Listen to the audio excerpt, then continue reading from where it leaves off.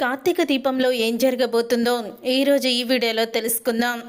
Inspector ద్వారా దశరథని shoot చేసింది సత్తిపండు అని నిజాన్ని తెలుసుకున్న కార్తీక్ అసలు ఇదంతా ఎలా జరగబోతుందనేది ఈ వీడియోలో తెలుసుకుందాం. సుమిత్ర అయితే అంటూ ఉంటుంది, నాకు నీ మీద వదిన మీద ఎప్పుడు ఎటువంటి కోపం లేదో, నాకు కోపం వల్ల నా భర్తని నా కూతుర్ని చంపాలనుకున్న ఈ హంతకురాల మీదే అంటూ దీపని నిందిస్తూ ఉంటుంది సుమిత్ర. అప్పుడు ఇక కార్తీక్ అయితే కోర్టే తీర్పిచ్చిందత్త, దీప మావయ్యని షూట్ చేయలేదని, అయినా నువ్వెందుకు నమ్మడం లేదో అని అంటూ ఉంటాడు. కార్తీక్ అయితే ఆ రోజు ఎవరో తెలియకుండానే తన ప్రాణాలకి తెగించి కోనేట్లో నుంచి నన్ను కాపాడి నా ప్రాణాల్ని నిలబెట్టింది. అలాంటి దీప ఎందుకు మావయ్యని షూట్ చేయాలనుకుంటుంది? ఒక్క క్షణం ఆలోచించత్తా. ఆ రోజు నీ ప్రాణాల్ని కాపాడడానికి తన ప్రాణాల్ని అడ్డుపెట్టింది. అలాంటిది తనెందుకు షూట్ చేయాలనుకుంటుంది? ఆ రోజు అసలు దీప చేతిలోకి రివాల్వర్ రావడానికి కారణం నీ కూతురు జ్యోత్స్న కాదా? మరి తను ఎవరిని షూట్ చేయడానికి తాత గనుని తీసుకొచ్చింది అని అంటూ కార్తీక్ అయితే సుమిత్రని అడుగుతాడు. మరి ఆ రోజు నా భార్యని షూట్ చేయడానికే కదా తాత గనుని తీసుకొచ్చింది. మరి అలాంటప్పుడు నీ కూతురు కూడా హంతకురా లెక్కలోకే కదా వస్తుంది అని అనంగాల్ని అప్పుడే ఇక జ్యోత్స్న అయితే నన్ను నేను రక్షించుకోవడానికి అది నేను తీసుకొచ్చుకుంది, నేనెందుకు దీపని షూట్ చేస్తాను అని అంటూ ఉంటుంది జ్యోత్స్న అయితే. అప్పుడే కాంచన అయితే అలాగే దీప కూడా రివాల్వర్ తీసుకొని తనను తాను రక్షించుకోవడానికే తను చేతిలో రివాల్వర్ ఉందని మీ ఊరు కూడా అర్థం చేసుకోవచ్చు కదా అని కాంచన అంటుంది. అప్పుడే సుమిత్ర అయితే సరేరా, నీ భార్య మీ మావయ్యని కాల్చలేదని నువ్వు అంత గట్టిగా నమ్ముతున్నావు కాబట్టి నీకు నేను ఒక ఛాన్స్ ఇస్తాను అని అంటూ ఉంటుంది సుమిత్ర అయితే. అప్పుడే ఇక అందరూ కూడా అలా సుమిత్ర ఏం చెప్తుందా అని ఆశ్చర్యపోతూ చూస్తూ ఉంటారు. అప్పుడే సుమిత్ర అయితే నీకు నేను నెల రోజులు టైం ఇస్తున్నాను, ఎలాగైతే కంపెనీని పైకి తీసుకురావాలని మీ తాతయ్య జ్యోత్స్నకి టైం ఇచ్చారో అలాగే నేను కూడా నీకు నెల రోజులు టైం ఇస్తున్నాను. ఈ నెల రోజుల్లో దీప మీ మావయ్యని షూట్ చేయలేదని సాక్ష్యాలతో సహా నాకు నిరూపించు. ఆ సాక్ష్యం నేను నమ్మేలా ఉండాలి. ఇప్పుడు నువ్వు నీ ప్రాణదాత ఎవరు అంటే దీపని చూపించి తనే నా ప్రాణదాత అన్నావో, నేను మొదట్లో నమ్మలేదో. నువ్వు దీప మీద నాకున్న తప్పుడు అభిప్రాయం పోవడానికి ఇలా నువ్వు చెప్పావని అనుకున్నాను. కానీ తర్వాత కుబేర పక్కన ఉన్న దీపని చూసి అప్పుడు నేను నమ్మాను. అలాగే నమ్మాలి, అర్థమవుతుందా? నెల రోజులు మరి నీ భార్య తప్పు చేయలేదని నువ్వు నిరూపించగలవా అని అంటూ ఉంటే అప్పుడే కార్తీక్ అయితే నిరూపిస్తాను అత్త అని అంటూ ఉంటాడు. కార్తీక్ అయితే నెల రోజుల్లో మావయ్యని షూట్ చేసింది ఎవరో, అసలు దాని వెనక ఎవరుండి ఇదంతా నడిపించారో మొత్తం బయట పెడతాను. ఒకవేళ నేను బయట పెట్టకపోతే నా భార్యని తీసుకొని కంటికి కనిపించినంత దూరంగా నేను మీ నుంచి వెళ్ళిపోతాను అని అంటూ కార్తీక్ అయితే అంటాడు. ఆ మాట విని ఇక షాక్ అయిపోతూ ఉంటుంది జ్యోత్స్న అయితే.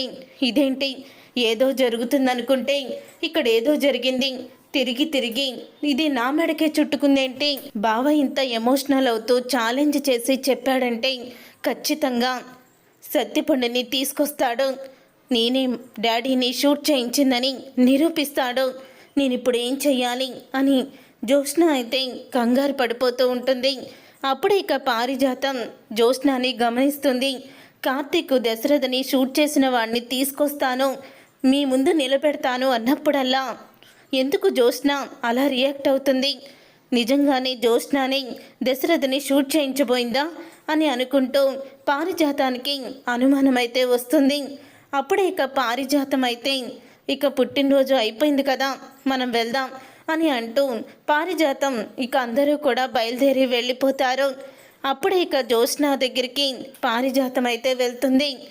ఏంటి జ్యోత్స్న, ఏం ఆలోచిస్తున్నావు అని అడుగుతూ ఉంటే అప్పుడే ఇక జ్యోత్స్న పారిజాతంతో అంటూ ఉంటుంది, నిన్ను పీక పిసికి చంపేయాలి గ్రాని అని అంటూ ఉంటుంది జ్యోత్స్న.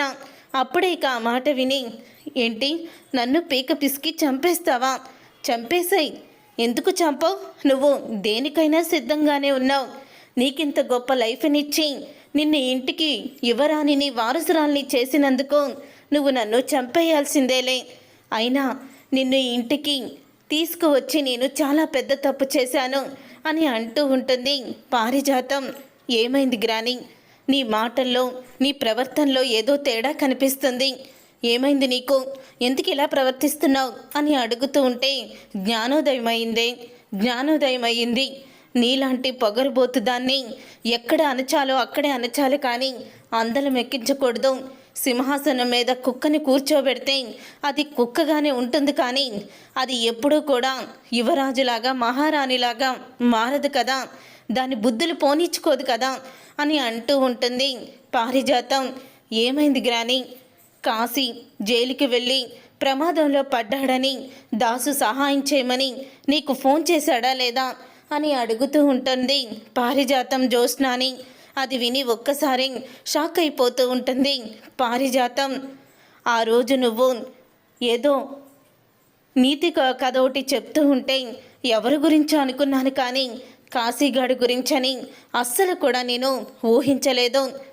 నాకు కూడా తెలియకుండా రాయబారం నడపాలనుకున్నావు కదా. అసలు నా మనవణ్ణి ఈరోజు ఈ పరిస్థితుల్లోకి నువ్వే సగం నెట్టింది. శ్రీధరే కనుక డబ్బులు కట్టి బెయిల్ మీద నా మనవణ్ణి విడిపించకపోయుంటే ఈరోజు వాడు జైల్లో చెప్పకూడు తింటూ ఉండేవాడు. నాకు సహాయం చెయ్యమ్మా అని కన్న తండ్రి బాధపడుతూ పోలీస్ స్టేషన్ నుంచి ఫోన్ చేస్తే కనీసం ఇంత జాలి కూడా నువ్వు చూపించలేదంటే నువ్వెంత దుర్మార్గురాలువో నాకు అర్థమవుతుంది. ఏ కొడుకు కోసమైతే నిన్ను ఇంటి వారసురాల్ని చేశానో ఆ కొడుకు నీ వల్ల బాధపడుతుంటే నేను చూస్తూ ఊరుకుంటాననుకుంటున్నావా అని అంటూ ఉంటుంది పారిజాతం. అది కాదు గ్రాని, ఆ రోజు కాశీ చేసింది గుర్తుకు వచ్చి నాకు సహాయం చేయాలని అనిపించలేదు అని అంటూ ఉంటుంది జ్యోత్స్న. అప్పుడే ఇక పారిజాతం అయితే, వాడు నీ రక్తం పంచుకొని పుట్టిన నీ తమ్ముడు, అలాంటి వాడికి నువ్వు అన్యాయం చెయ్యాలని చూశావు. ఎవరూ లేరని కన్న కూతురికి ఫోన్ చేసుకొని నా కొడుకు కాపాడమని అడిగితే చేస్తానని నమ్మక ద్రోహం చేసి మళ్ళీ నా దగ్గరే సలహా తీసుకున్నావు. చూడు జ్యోత్స్న, నువ్వు చాలా ఎక్కువ చేస్తున్నావు. నీ పద్ధతిని నువ్వు మార్చుకోకపోతే అప్పుడు నా పద్ధతిని నేను మార్చుకోవాల్సి వస్తుంది. ఈసారి నువ్వు నా కొడుకు విషయంలో కానీ నా మనవడి విషయంలో కానీ తప్పు చేసావని తెలిస్తే మాత్రం డైరెక్ట్గా శివనారాయణ దగ్గరికి వెళ్ళి మీ ఇంటి వారసురాలు జ్యోత్స్న కాదు, నా కొడుకు కూతురు, నా మనవరాలు అంటూ నిజాన్ని బయట పెడతాను. శివనారాయణ అప్పుడు నన్ను చంపేసినా కూడా నేనేమి అసలు కూడా భయపడను అని అంటూ పారిజాతమైతే జ్యోత్స్నకి ఊహించని సమాధానం చెప్తుంది. ఈ ఇంటి వారసురాలుగా ఈ ఆస్తిని అనుభవించాలనుకుంటే నీ బుద్ధిని అలాగే నీ ప్రవర్తనని కొంచెం మార్చుకోకపోతే తరువాత నీకే నష్టం. ఇన్ని రోజులు గ్రాని నన్ను ఈ ఇంటి వారసురాలని చేసిందని మురిసిపోయావు. నీ ప్రవర్తనలో ఏదైనా తేడా వస్తే ఆ గ్రానియే నిన్ను రోడ్డు మీదకి ఈడ్చేస్తుందని మాత్రం గుర్తుపెట్టుకో అని పారిజాతం అంటూ ఉంటుంది. నాకొకటి తెలియక అడుగుతున్నాను జ్యోత్స్న, అసలు దశరథని షూట్ చేసింది ఎవరు అని అంటూ ఉంటుంది పారిజాతం. ఆ మాట విని ఒక్కసారి షాక్ ఉంటుంది జ్యోత్స్న. అయితే డాడీని ఎవరు షూట్ చేశారో నాకేం తెలుసు గ్రాని, దీపే కదా షూట్ చేసింది అని అంటూ ఉంటే దీప షూట్ చేయలేదు అని తను నిజమే చెప్తుంది. దీప కార్తిక్ ఎప్పుడూ కూడా అబద్ధాలు చెప్పరు. దీప విషయంలో నువ్వు నాకేం చెప్పినా సరే నేను వినిపించుకోదలుచుకోలేదు. దీప ఒకరిని చంపేది కాదు, శత్రువులైనా వాళ్ళ ప్రాణాలు పోసేదే తప్ప తీసేది కాదు. దీప అంత మంచిది అని అంటూ దీపని పొగుడుతుంది. కార్తీక్ హంతకుణ్ణి పట్టుకొస్తాను అన్నప్పుడల్లా నీలో ఏదో తెలియని భయం వణుకు నేను గమనించాను. ఒకవేళ నువ్వే దశరథని షూట్ చేయించి దీపని అరెస్ట్ చేయించాలని ఏమైనా ప్లాన్ చేసి ఉండుంటే మాత్రం నేను ఇక నిన్ను జన్మలో క్షమించను. ఎందుకంటే దశరథ సుమిత్ర చాలా గొప్పవాళ్ళు. మీ తాతయ్య మీద ఉన్న కోపాన్ని నేను వాళ్ళ మీద చూపించాను తప్ప వాళ్ళు ఎప్పుడూ నాకు ఎటువంటి అన్యాయం చెయ్యలేదు. ఒకవేళ నువ్వు దశరథను కూడా చంపాలని చూస్తే నువ్వు బంధాలకి విలువనివ్వలేని దానిలాగే నా మనసులో ముద్రించుకుపోతావు. అప్పుడు నిజాన్ని తప్పకుండా బయట పెడతాను. గుర్తుపెట్టుకో, ఒకవేళ దశరథని షూట్ చేసింది నువ్వే అని కార్తీక్ నిరూపిస్తే మాత్రం ఆ రోజే గుర్తుపెట్టుకో, ఆ రోజే నువ్వు ఇంటి వారసురాలు కాదన్న విషయాన్ని కూడా నేను బయటికి పెడతాను అని అంటూ పారిజాతం మరో బాంబు వేస్తుంది జ్యోత్స్నాకి.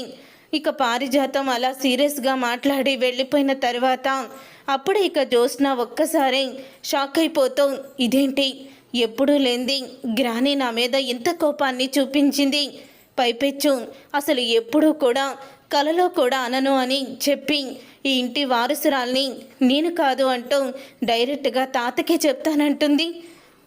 అసలు గ్రాని ఇంత మారిపోయిందేంటి అంటూ జ్యోత్స్న అయితే తనలో తానే చాలా భయపడిపోతూ ఉంటుంది. అప్పుడే ఇక జ్యోత్స్న అయితే డాడీని షూట్ చేసింది నేనేనని అస్సలు కూడా బావ కనిపెట్టకూడదు, కనిపెడితే మాత్రం ఇప్పుడు గ్రాని కోపంతో రగిలిపోతుంది, నిజాన్ని బయట పెట్టేడన్నా పెట్టేస్తుంది. ఇప్పుడు ఏం చెయ్యాలి, అసలు ఈ సత్తిపండుగాడు ఎక్కడున్నాడో తెలుసుకోవాలి అని జ్యోత్స్న సత్తిపండుకైతే ఫోన్ చేస్తుంది. ఇక సత్తిపండుకి ఫోన్ చేసి అంటూ ఉంటుంది, ఎక్కడున్నావు నువ్వు అని అంటూ ఉంటే, నేను ఇప్పుడు ఇక్కడెక్కడా లేను మేడం, బ్యాంకాక్ వచ్చాను అని అంటూ ఉంటాడు. సత్తిపండు అయితే, ఏంటి మేడం నాతో ఏమన్నా పని తగిలిందా, బయలుదేరి వచ్చేయమంటారా అని అడుగుతూ ఉంటే, నెల రోజుల వరకు నువ్వు ఇండియాకి తిరిగి రావడానికి వీల్లేదు అని అంటూ ఉంటే, అప్పుడే ఇక ఆ మాట విని సత్తిపండు అయితే, నెల రోజుల మేడం, నెల రోజులకి నా దగ్గర ఉన్న డబ్బులు ఖర్చు అయిపోతాయి, సరిపోవు మేడం అని అంటూ ఉంటాడు. అప్పుడే ఇక సత్తిపండు ఆ మాట అనగానే, నెల రోజులకి నీకు ఎంత ఖర్చు అవుతుందో అంత ఖర్చు నేనే ఇస్తాను, కానీ నువ్వు ఇండియాకి మాత్రం తిరిగి రాకూడదు అని అంటూ ఉంటే, సరే మేడం మీరు ఎలాగంటే అలాగే చేద్దాము అని అంటూ ఉంటాడు సత్తిపండు అయితే. తర్వాత ఇక సత్తిపండు అలా అన్న తర్వాత ఫోన్ పెట్టేస్తాడు జ్యోత్స్నాది. అప్పుడే పక్కనే ఉన్న సత్తిపండు ఫ్రెండ్ అయితే, రే ఏంట్రా నువ్వు ఉన్నదేమో గోవాలో, బ్యాంకాక్లో ఉన్నావని చెప్పి అలా చెప్పావేంటి అని అడుగుతూ ఉంటే, రే ఇప్పుడు నేను గోవాలో ఉన్నానంటే ఆవిడ వేరే దేశం ఎక్కడికైనా వెళ్ళిపోమంటుంది, ఇప్పుడేం వెళ్తాంరా, ఈ గోవాలోనే ఎంజాయ్ చేస్తాను, అందుకనే నెల రోజులు అక్కడే ఉండు అంటుంది కాబట్టి నేను ఏం చేశాను, ఆ నెల రోజుకి సరిపడా డబ్బు వేయమన్నాను, అవసరం తనది అవకాశం నాది అని సత్తిపండు అయితే ఇండియాలోనే ఉండి లేనని చెప్పి అంటూ ఉంటాడు జ్యోత్స్నాతో. తరువాత ఇక కార్తీక్ అయితే ఆలోచిస్తూ ఉంటాడు. అలా కార్తీక్ ఆలోచిస్తూ ఉండగానే అప్పుడే ఇక అంటూ ఉంటుంది దీప అయితే, నెల రోజుల్లో నాన్నని షూట్ చేయాలనుకున్న వాడిని ఎలా తీసుకొస్తావు బావా అని అడుగుతూ ఉంటుంది దీప. లేదు దీప, ఎలాగైనా తీసుకురావాలి, అసలు సుమిత్ర అత్తకి నీ మీద ఉన్న ఆ చెడు అభిప్రాయాన్ని పోగొట్టాలి అని అంటూ ఉంటే, అప్పుడే ఇంకా దీప అంటూ ఉంటుంది, జ్యోత్స్న ఏమో అసలు మా డాడీ నాన్నని షూట్ చేయాలని అనుకోదు, ఎంతైనా పెంచిన తండ్రి కదా అని అంటూ ఉంటే, ఒసే పిచ్చి మొకుందానా, జ్యోత్స్న చేయదని నీకు నమ్మకం ఏంటి, జ్యోత్స్న కన్న తండ్రిని తల మీద కొట్టి చంపాలని చూసింది, తనకి అవసరమైతే ఎవరినైనా అలాగే చేస్తుంది, అంత తక్కువ అంచనా వేయకూడదు జ్యోత్స్నాని అని అంటూ ఉంటాడు కార్తీక్ అయితే. మరి నువ్వు అందరికీ తెలిసేలా ఎలా చేస్తావు బావా అని అడుగుతూ ఉంటుంది దీప. దిక్కులేని వాళ్ళకి ఆ దేవుడే దిక్కంట, అలాగా ఆ దేవుడే నాకు ఏదో ఒక రూపంలో సహాయం చేస్తాడు అని అంటూ ఉంటాడు కార్తీక్ అయితే. దీప కార్తీక్ ఇద్దరు కూడా స్కూటీ మీద శివనారాయణ ఇంటికైతే వెళ్తూ ఉంటారు. అప్పుడే అలా వెళ్తూ ఉన్నప్పుడే ఒక కారు వచ్చి వాళ్ళ స్కూటీకి అడ్డుగా ఆగుతుంది. అప్పుడే కార్తీక్ అయితే, ఎవరు మీరు, ఏంటి మా స్కూటీకి కారు అడ్డంగా పెట్టారు అని కార్తీక్ అయితే అంటాడు. ఇక కారులో నుంచి ఒక పాప దిగి అంకుల్ అంటూ దగ్గరికి వస్తుంది.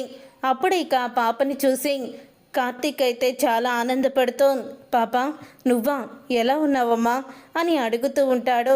కార్తీక్ అయితే అప్పుడే ఇక బావా ఎవరు ఈ అమ్మాయి అని అడుగుతూ ఉంటే ఈ అమ్మాయి నిన్ను అరెస్ట్ చేశారే ఇన్స్పెక్టర్ గారు, వాళ్ళ అమ్మాయి, తనకి యాక్సిడెంట్ అయినప్పుడు తనకి నేను బ్లడ్ ఇచ్చాను అని అంటూ ఉంటాడు కార్తీక్ అయితే.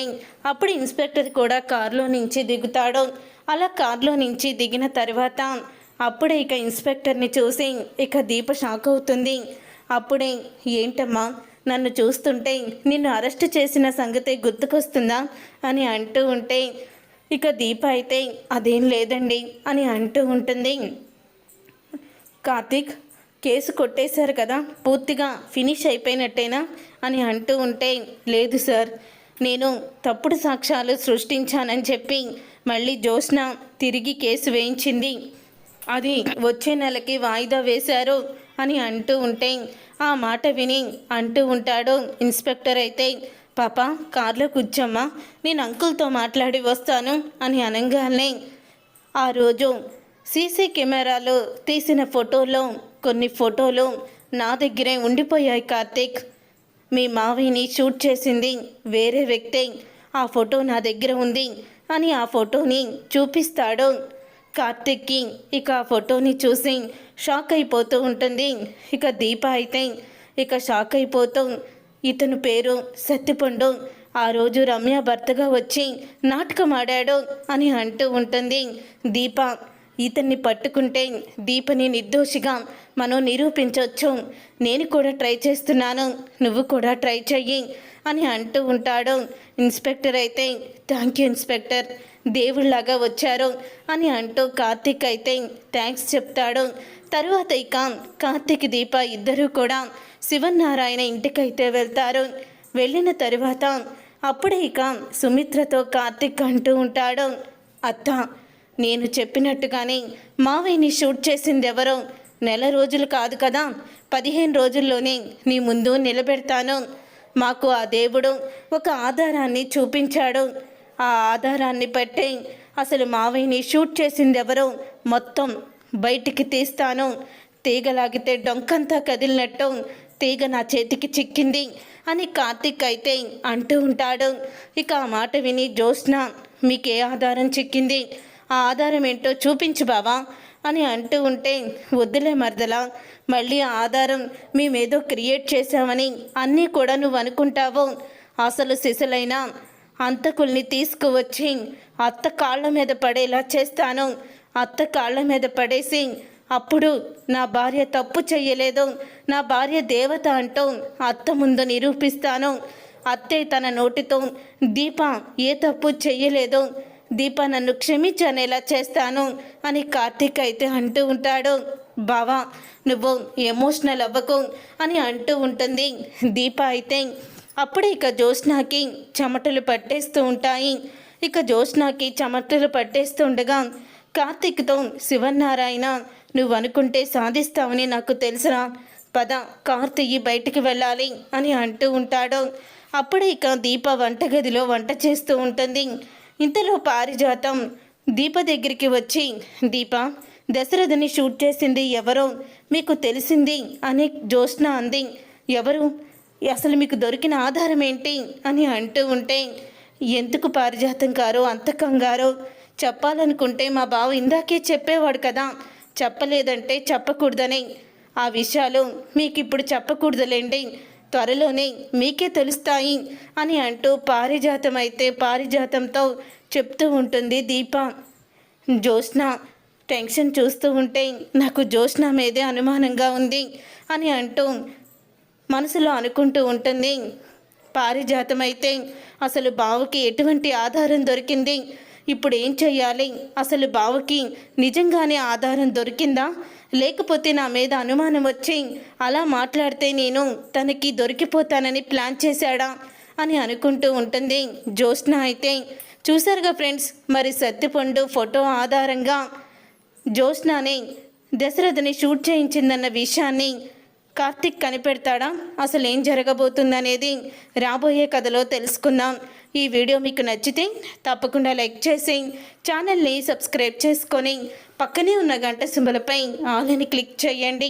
అప్పుడే మేము పెట్టే ప్రతి వీడియో మీరు మిస్ కాకుండా చూసేవచ్చు.